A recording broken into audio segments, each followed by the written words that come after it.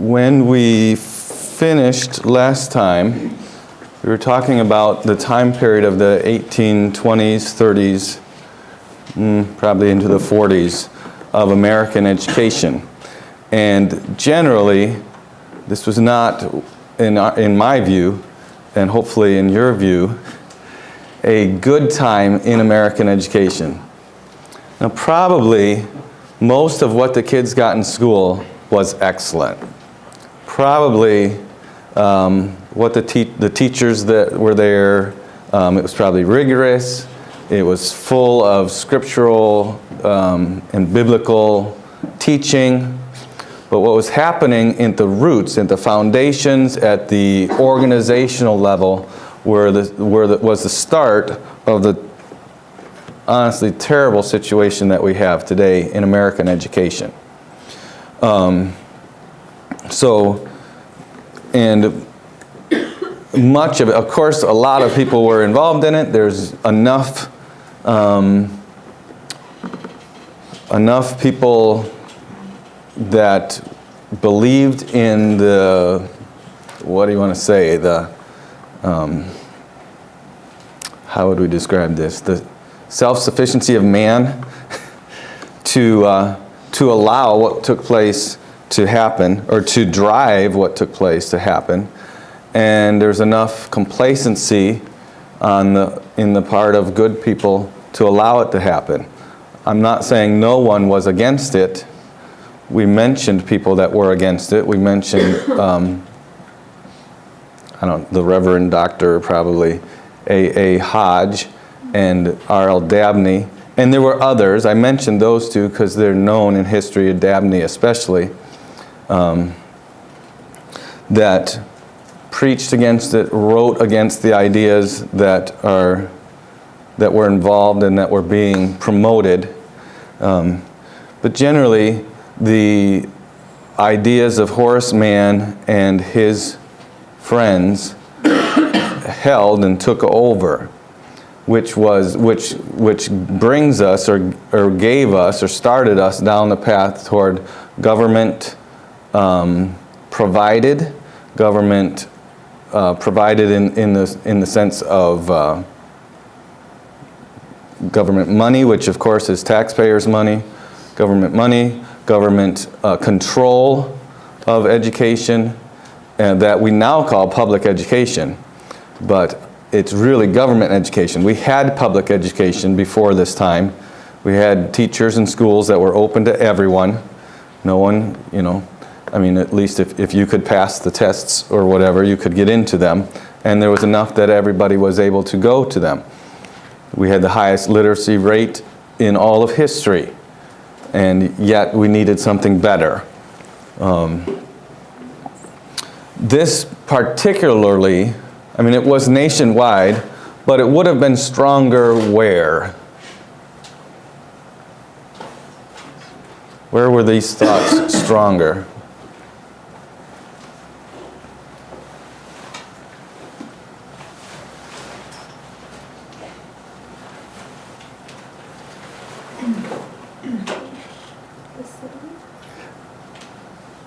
Sarah says the cities. Nicole, what do you think? You don't know. Okay, that's all right. It's not something I said necessarily. It's be something we should be able to figure out, though. Where were the ideas of government education and Horace Mann's ideas? Where would they be stronger? Where would they have held more sway? In America. Where in America?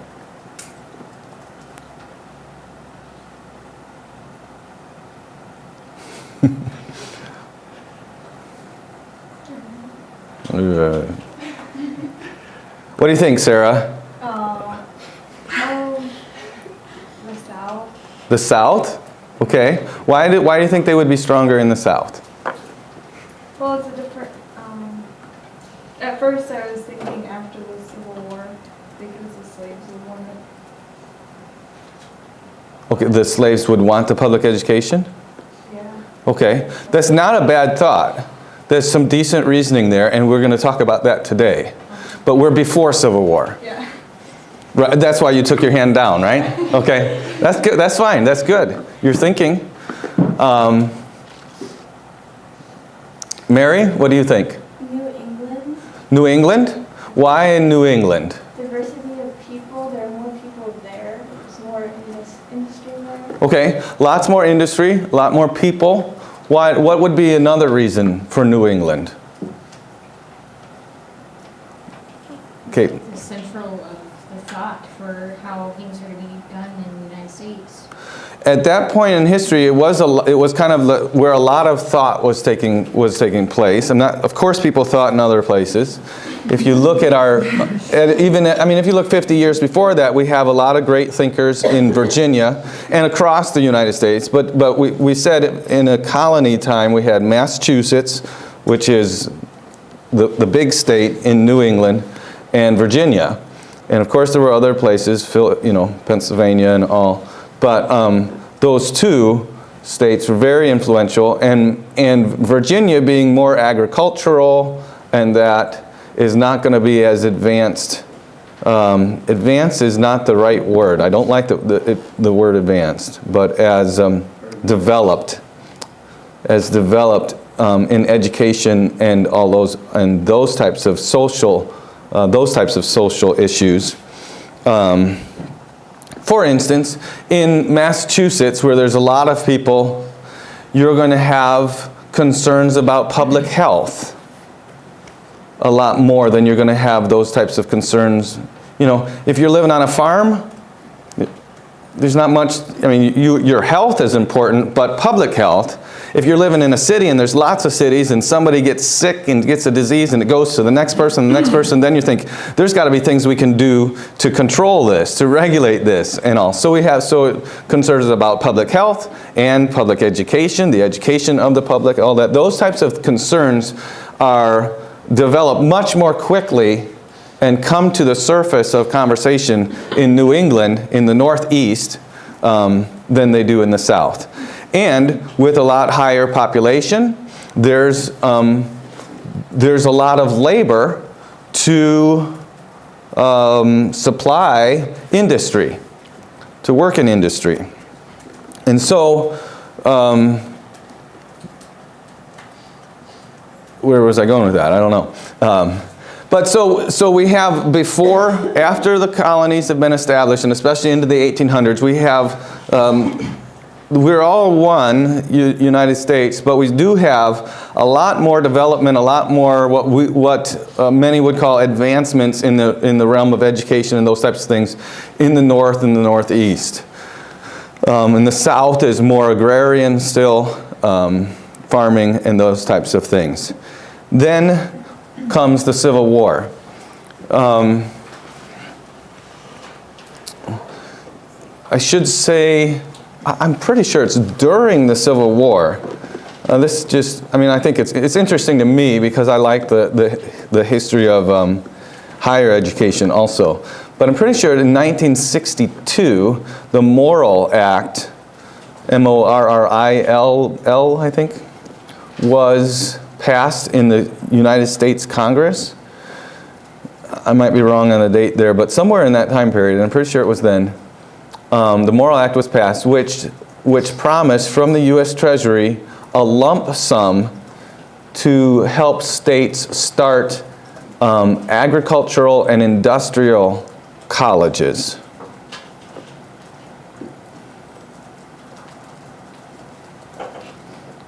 Which became universities.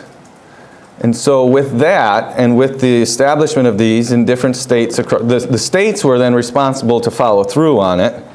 And there's a lot of discussion in the states about what they should teach in these colleges, because it was kind of vague, the law.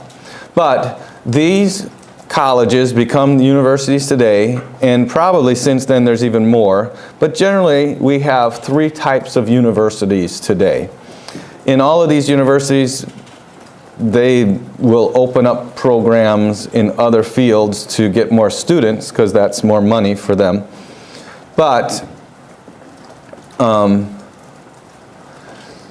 you have generally your classic university, which is going to be strong in 3 areas. Medicine, right? Law, and theology. And then, in the 1830s or so, money was donated and there was a strong push for normal colleges, which became teaching seminaries. And so these are called, their focus is on education, on educating educators. And then in 1862 or so, we begin to have college-level studies and teaching in agriculture and industry. And these colleges are, I'm pretty sure Cornell in New York is this. I know Purdue in Indiana is this. Illinois University, Bloomington is this type of college. Bloomington? Champaign, Urbana. But let's just take a side thought.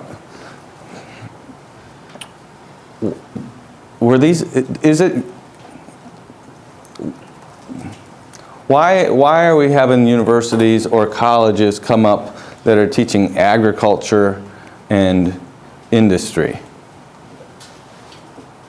Now. I mean, now meaning 1850s, 1860s. What do you think?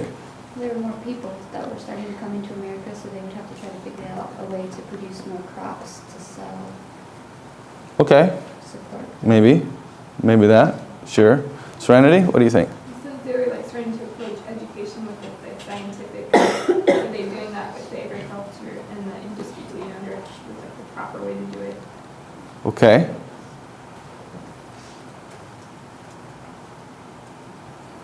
Anyone else? Meadow, what do you think? There were more advancements being made, so it was getting beyond just what could be taught at a local level. And so they're saying off to get more teaching too. Okay. Things were getting more developed, people were moving west, so there'd be more of a need for people who know how to farm and build industry, things like that. Okay. Sarah? Did your hand fly up? Somebody's hand moved back there. You fixed your hair. So, okay. Well, there's an accumulation of knowledge, right? Okay? We have more knowledge. And so, I mean, if you have a university, what generally university means you're teaching toward a doctor's degree. Okay? Now, when these started in the 1860s, they didn't have doctor's degrees in agriculture. But now, you can get a doctor's degree in agriculture. You can get a doctor's degree in engineering or something like that. Because there's so much knowledge. We have more and more knowledge. And so, I mean, for a long time in history, the only place we had enough knowledge to study for that long, to become a professional about it, was medicine, law, and theology. Doesn't mean there weren't people farming, but there wasn't much knowledge about farming. I mean, there was just like, I mean, everybody knew everything you needed to know about farming in the 1600s, right? Well, that would have been kind of the feeling. Okay? But we learn more, and then we begin to study, and I'll just state it. The reason we learn more, and it takes 200 years to get to this point, or 250 years, but is because of the Reformation. Because before the Reformation, a farmer just was out. He had no purpose in life. He was just a person. After the Reformation, his vocation is a God-given vocation, and he should glorify God and work for God in his farming. And if you're working for God, you're doing it as unto the Lord, you're going to try to do it better. And after a while, you have better and better and better, and then we have more knowledge about the way crops work, about the way metals work, about, whatever steam engines and all this type of stuff. So you have more and more knowledge. And so then since you have more knowledge, you can go further in learning that knowledge. Somebody said something that made me think. In Illinois, I know this because of reading the biography of John Milton Gregory, who was the first president. In fact, he was the first regent of Illinois University. He was called regent because the farmers didn't want any sophisticated education, didn't want no university for their farm boys to go to.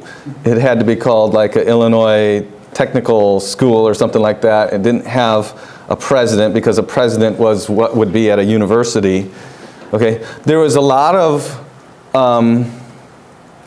back and forth between highfalutin education and of course Gregory's argument was, well, if you're going to send them to college, we're going to teach them more than what he could learn at home on the farm. Okay, but they wanted the university or the school, but they didn't want them to learn anything more than what they could teach them at home. So that was some of this sentiment. I'm not saying everybody, but that was a sentiment that, like a John Milton Gregory, had to fight against. When the school opened, I think they had. I think it was something like 30-some students, and by the end of the semester, they had 60. More came because, of course, they were able to finish harvesting their crops and then go off to school. Whatever. This is a university that has probably 40, 50,000 students in it, but everything starts small. Anyway, so we have now, and then now, since then, I'm sure we have things that we got.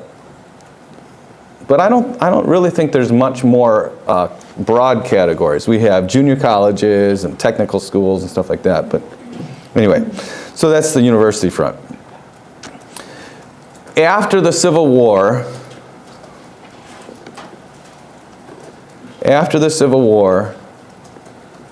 well, let's just say the Civil War was devastating to the United States of America on almost all fronts, maybe on every front.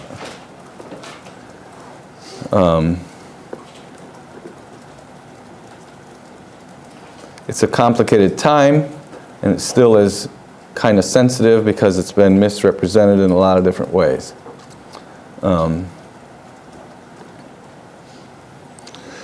But what we have, in my opinion, after the Civil War is more of the same, but worse. Okay? In the North, we have the expansion of industrialization. So the North turns, during the war, turns into a war machine. After the war, they won only one battle or two on their own soil. So no damage from the war there. And industry just expands. And there's problems that come along with that. Definitely problems. Because we have, through the course of the war, and before it and after it, we've gotten further away from being a Christian nation.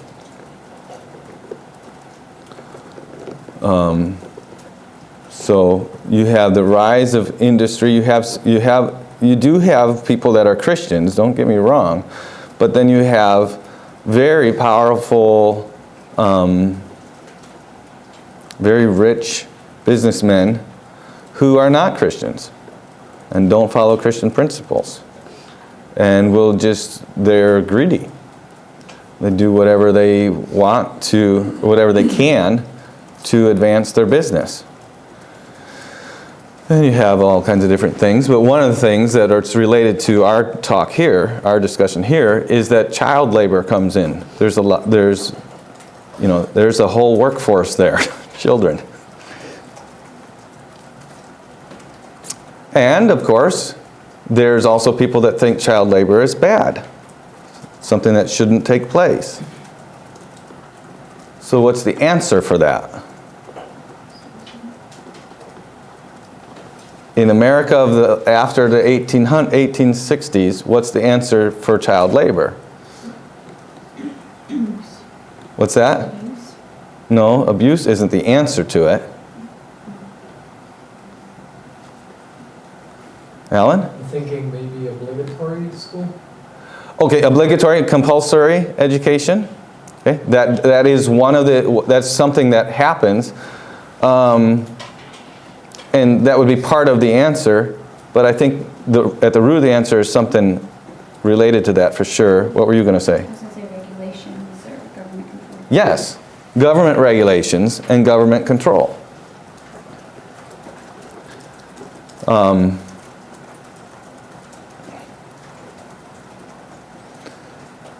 The truth is, and this is something that's not necessarily educational, it's beyond all these areas. If you will not govern yourself, you will be governed by someone else. Okay? And as the American public became less self-governed,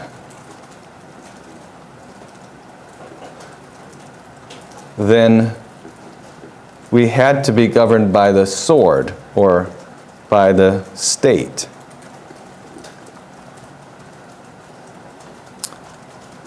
I mean, just think about it. If most business owners were self-governed and wouldn't do bad things to their employees or expect them to work in bad conditions, would we need the government to come in and tell them how would we need OSHA, the Office of Safety and Health Administration?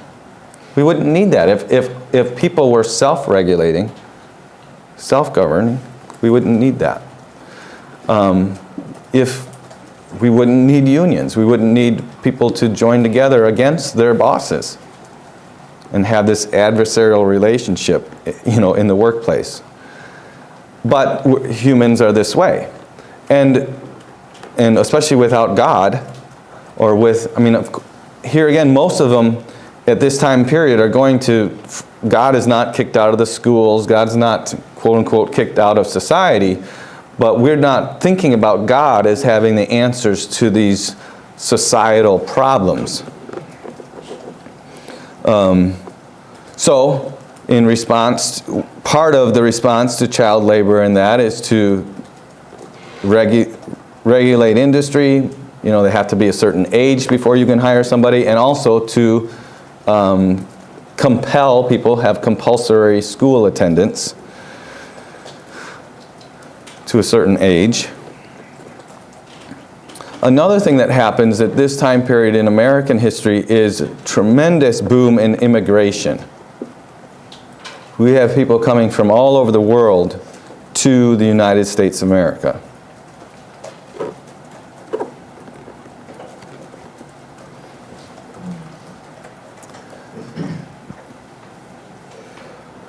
And the schools, since there were schools for everybody, the schools now are being used to turn these immigrant children into good American citizens. Doesn't seem like a bad thing. But, you said what? Sorry, I was just thinking that that's not the school's job. It's not the school's job. What was the school's job? Educate them. Okay. What was the school's job? What had the schools been doing? What was their purpose? Dave? Enabling them to read the Bible. I'm sorry? Enabling them to be able to read the Bible. Right. They were Christian in purpose. Because we were a Christian nation. Now they had different sects, different religions there, and this schools turning children into Americans is possible because the idea that schools shouldn't be sectarian is carrying the day. Remember, schools should be open to all with a lot of different backgrounds. They're going to learn better, and that's, okay. So then we can't really teach religion, but we can teach them strong moral American values, which at this time is pretty good. It looks really close to Christian education. I want to make that clear. It looks really close to Christian education. And I said this once already in this class, but the reason I'm trying to make that clear is that a lot of, I don't know you, but if I was speaking to, let's say 10 times, 10 times as many of you, let's say 100 times as many of you, 2,500 Christians, a lot of those 2,500 Christians would say, yeah, if I said we just need to get back to the basics, like when my dad was in school and you got demerits for not wearing a belt. Okay? So, and I could go on and on about how great it was when my dad was in school at Lewis Pasteur School in Chicago in 1950. Okay? So there's just this idea that inherently sounds kind of good to Christians even that are dissatisfied with their education, that going backwards is good. Okay? If we're going to go backwards, we can't go back 50 years, 60 years. We need to go back 150 years, 200 years. Okay? And for that matter, we don't really want to go backwards. We just want to just do what's right now. So I keep making the point that this good moral American education looked good. And you know what books they used? William McGuffey's Readers. A Christian man. Okay? So, because America is so thoroughly Christian, even though the foundation and the reasoning for our public education, government education has been altered, what the common person felt and experienced wasn't that bad. In the South, education is the developments in education are hindered, for sure. There's two things that really, to me, hurt the, maybe we say three things that really hurt the development, what we would say, of education in the South. One is just the general devastation of the war.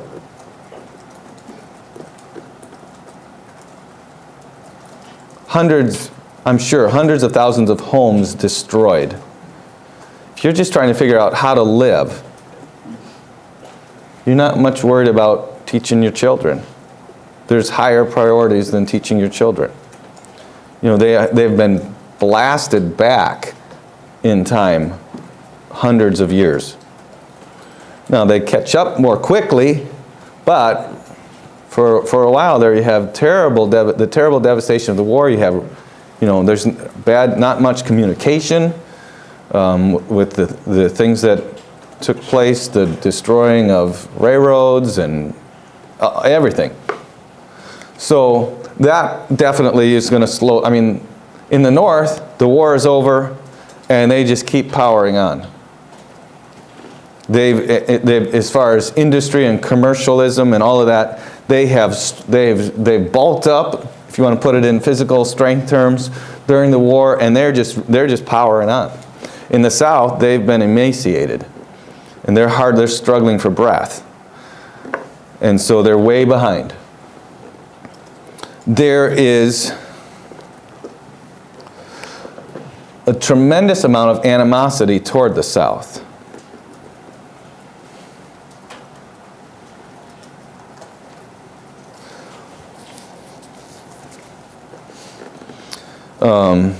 There's animosity all throughout the country, but it's felt and seen more in the South. One is there's animosity toward the Southerners, and there is a idea that they caused all this trouble, they need to be punished, and then there's, I can't think of the right exactly descriptive word, but there's evil men that figure the South is a place to advance themselves. And so they go there to spoil the Southerners. Of course, the government generally is saying, you're Americans, and so they're shoveling money into the South, and Northerners are going down there taking the money, basically, and charging exorbitant rates and whatever types of things. So there's punishment and spoiling. There's animosity toward the white Northerners. There's condescension toward blacks. There's all kinds of animosity taking place in the South. There's good things that happen in the South, but there's animosity also. Suspicion. And exploitation. Exploitation of the poor Southerners, exploitation of the poor, newly freed blacks.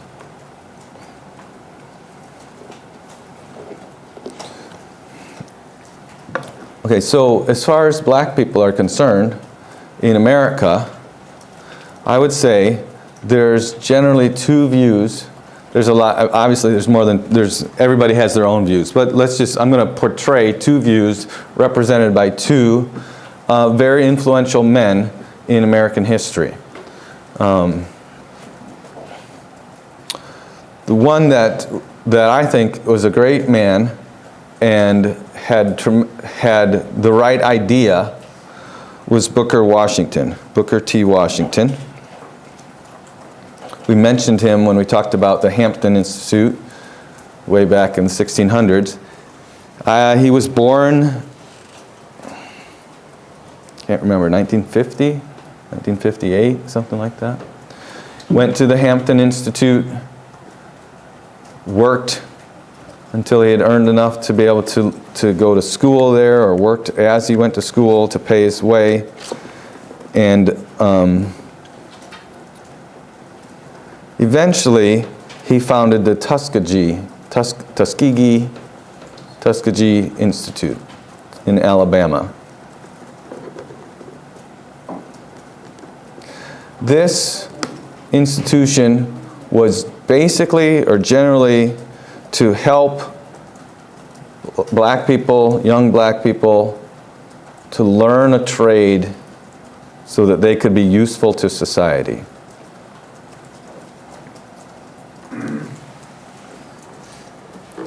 So Booker Washington was an outstanding educator. He helped free slaves. He advocated for industrial education of young blacks and for the dignity of labor. Now, he got a lot of opposition over this from white people and from black people. Okay?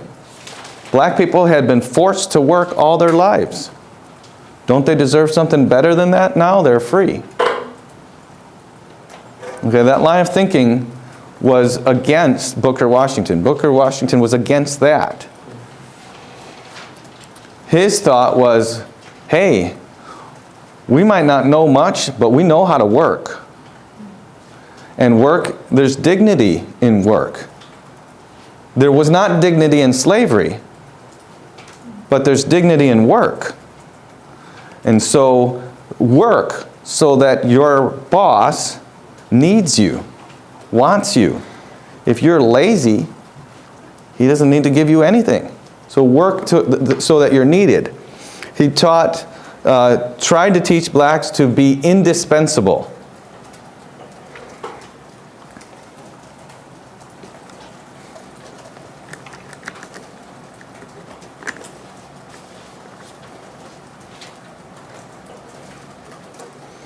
These thoughts are what do you want to say? Not eternal, but almost. What's the right word? Okay, Just take minimum wage today. Minimum wage today. We want $15 minimum wage. Okay? $15 minimum wage. If I'm forced to give $15 minimum wage, what am I going to do? I'm going to dispense with positions. I'm only going to keep those that are worth $15 an hour. Okay? So, in a certain sense, they didn't have minimum wage then, necessarily, but Booker Washington is saying, you want to be paid? You want to make something of your life? Work hard. Make it so that your boss wants you. So that when hard times comes, you're not the first one that gets laid off. And he taught at the Tuskegee Institute, their emphasis was on trade skills, particularly. They made all their own bricks to build their own buildings. A lot of different agricultural and industrial type things going on. Thrift, honesty, self-respect. And Booker T. Washington appealed to industrialists to value the labor potential of blacks. He appealed to the Northerners, said, look, you need work, we know how to work. And he appealed to them, and a lot of them supported financially his institute and that. So,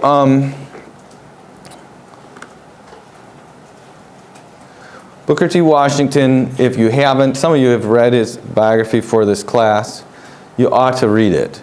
It'll be a challenge to you, because today, our culture is so lazy, generally, that the things he talks about is good for all of us to learn from and be challenged by.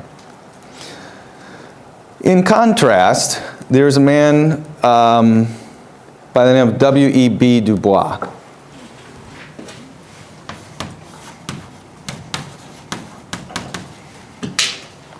Du Bois, Des Moines, Illinois, Des Plaines, whatever. Du Bois, whoever. Oh, let's put it, and it might be Bill, I don't know, or William, W-E-B, I just call him Webb.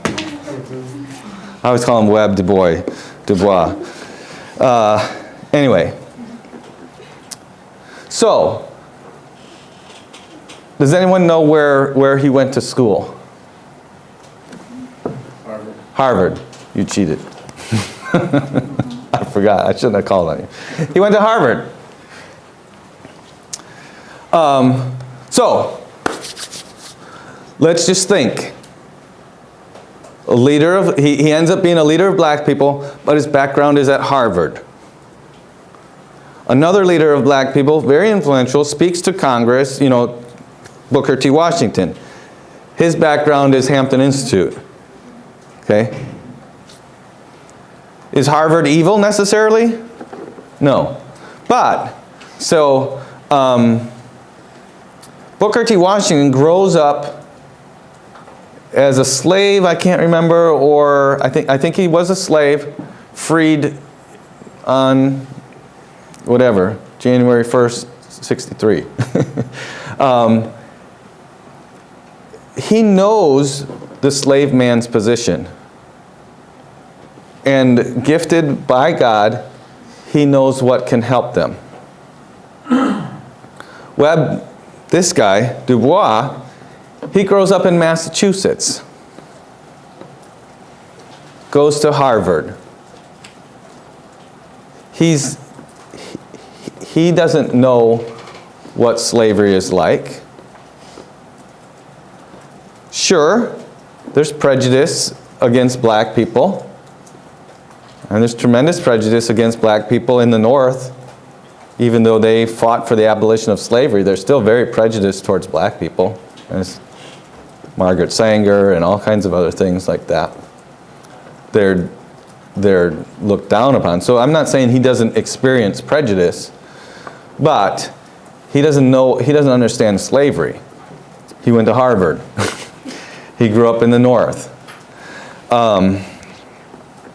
So with the freedom, with the liberty given to slaves, he felt that The slaves ought to be, okay, they were slaves, now they're free, they ought to be given the full rights and responsibilities of citizenship.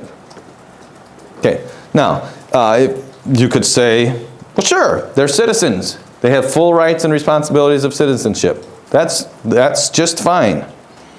Okay? And if that's where we leave it, I can interpret that in a way that I can fully agree with. Okay?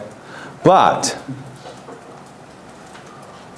what is important to our founding fathers? What is important for citizenship? A lot of things, but let's just say education is important for citizenship. People need to be able to read, and they need to be able to think. Why? Because the people are choosing their leaders. Okay? So if you have people who can't read and think, and all of a sudden they can vote, how are they going to vote? Same way they're voting today. Whoever just promises them stuff. They don't think, they don't read through, they don't think through the issues, they're just whoever promises them something. And that's just voting, and I'm not... Webb Du Bois advocated intellectual and professional leadership among the blacks to demonstrate equality. You believe that you've given the blacks freedom, but you're not treating them equally. They're not the president of corporations. They're not the mayors of our cities and all of this type of thing. Somehow we're supposed to take people who, 3 years ago was a slave through no fault of theirs, but they were a slave, they can't read, and now they're to be the mayor of our town. I'm not saying he gave that example, but that's the ideas behind his ideas. That equality means equality of position, not equality of opportunity.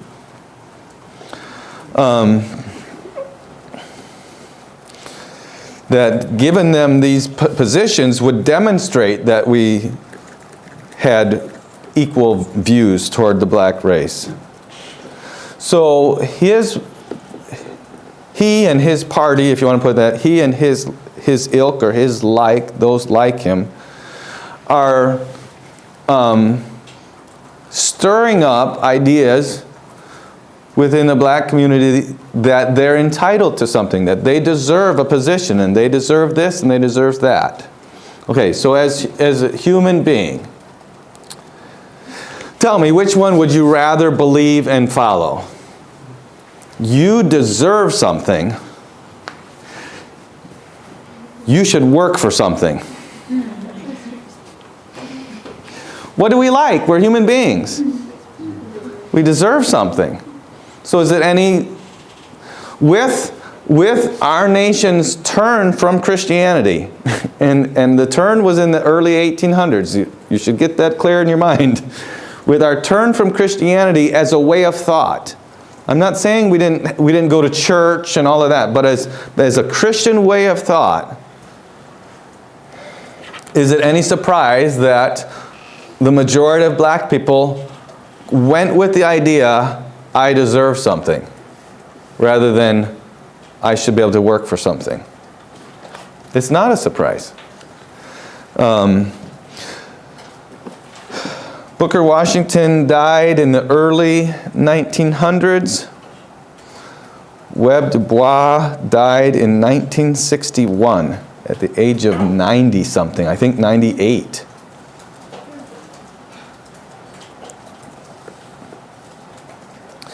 He strongly disagreed with Booker T. Washington. You can read some things where he pays lip service to Washington's ideals, but his points of contention or his points of disagreement are key. He would agree, but then he would further it, clarify or disagree with this part of it, and the parts where he disagrees are very important and very influential. He devoted his life to social protest. His life is devoted to social protest. He was exiled from the United States of America. I'm pretty sure he denounced his U.S. citizenship and yet he's still quite influential in America. He was the editor of the magazine Crisis, which was the literature arm of the newly formed National Association for the Advancement of Colored People. We would call that the NAACP.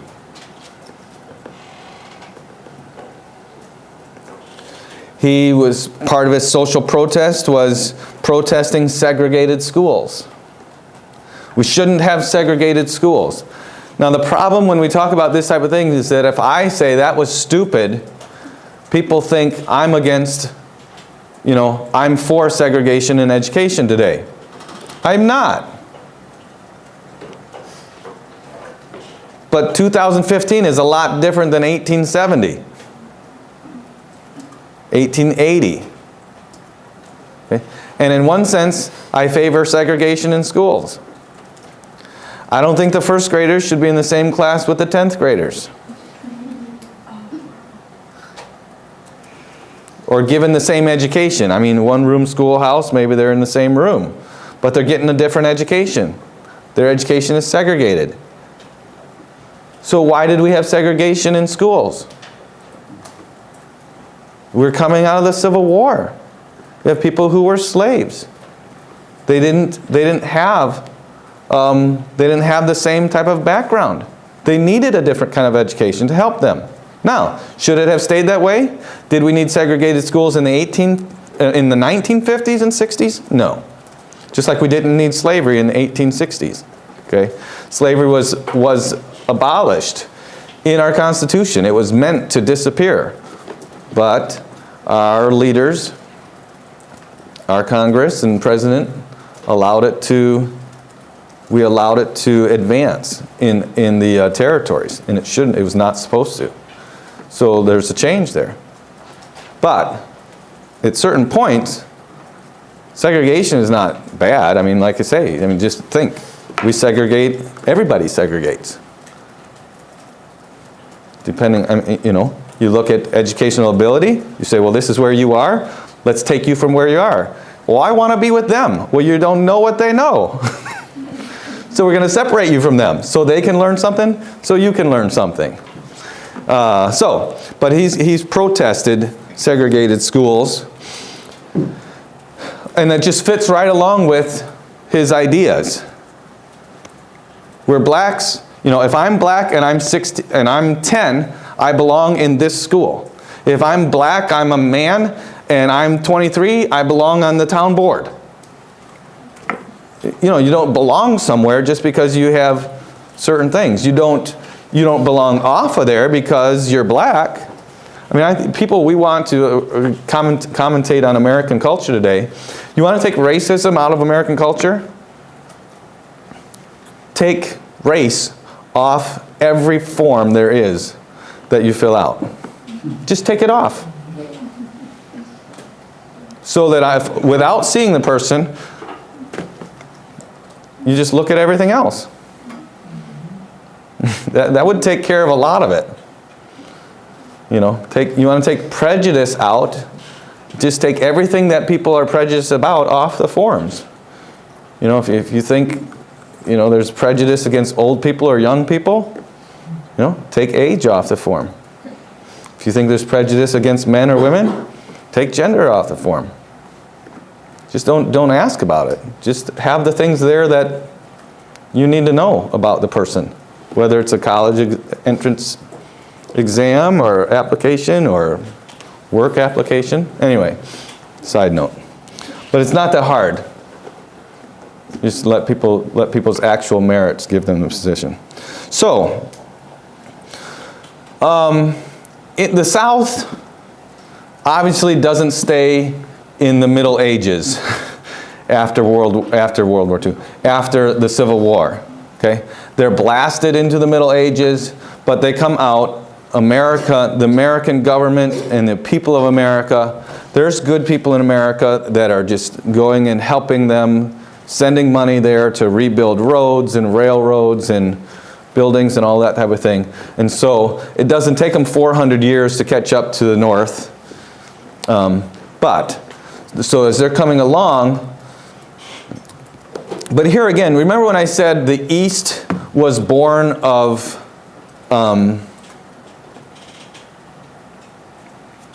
ideas, and the West was born of the East? The government came from the East, and the West came from the government. Here we have kind of the same idea, okay, or that same principle acting. Now, after the war, have all the advancements that the North has is being pushed out to the whole rest of the country, down to the South and continuing out. And these advancements, as you have more and more people, okay, if you have a big city, remember I said I don't necessarily have a problem with the Boston School Act of 1789. You have a city. In the city, you're going to say this is the way the education is going to be, at least for the ones that we have control over. Well, if that works so well in a city, wouldn't it work good in a state? Right?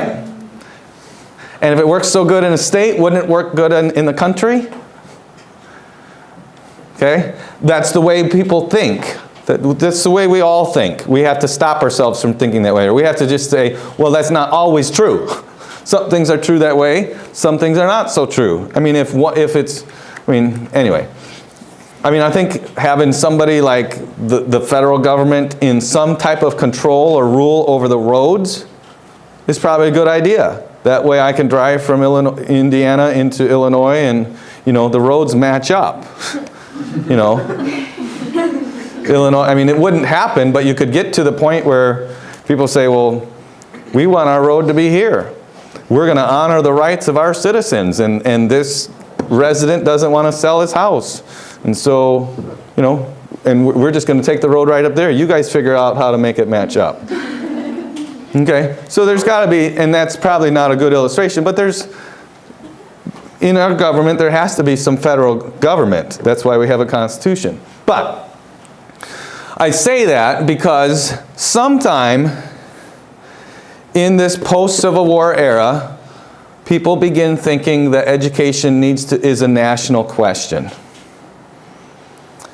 Because by the time we have like 1917 or 1920, there are proposals for a separate Department of Education. We never got a Department of Education until 1979 or 77, 1977. But the question is coming up even in the early 1900s. One of the departments, one of the presidential cabinet positions, added the name or the title education to it. So I don't know if it was like, I can't remember which department it was, but they was like health and education or something. Now it's health and human whatever. And then the education is its separate department. But the idea of education and the government being involved in it has grown so much so, and I think I'm going to look that up. I don't, when did, but we have federal departments that have the education as part of their responsibility. And so coming out of the Civil War, education and these ideas are growing. Remember, before the Civil War, we have Unitarianism, and then we go into the Civil War. Coming out of the Civil War, we come into the early 1900s, is a time of tremendous growth in what I would say is the outgrowth of Unitarianism, which is self-reliance, we don't need God, to progressivism.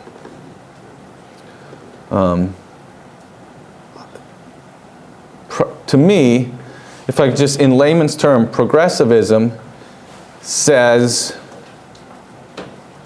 if it's good to do, we ought to do it, and the government should be the ones to make it happen. Now, we also get to the point that it's the progressives and the government that decides what's good to do. As a society, we progress so far that the whole society does what's good to do. You understand? That's my layman's idea of a definition of what progressivism is. And I just say that to put into context the early 1900s, or the 20th century comes out of the Civil War and out of this progressivism, progressive ideas. And in the 19th century we have tremendous developments in education. It just keeps developing. Development. Advancement sounds too positive. They are advanced. There are changes, there are developments, there's things happening. We have, a lot happens. But we will hold that for the next time. We'll talk about the 20th century school. So if you're looking at your outline, sorry, you had colonial education, you had the development of a school system, then post-Civil War schools is what we talked about today. And the next time we'll talk about 20th century schools, 1900 to the present.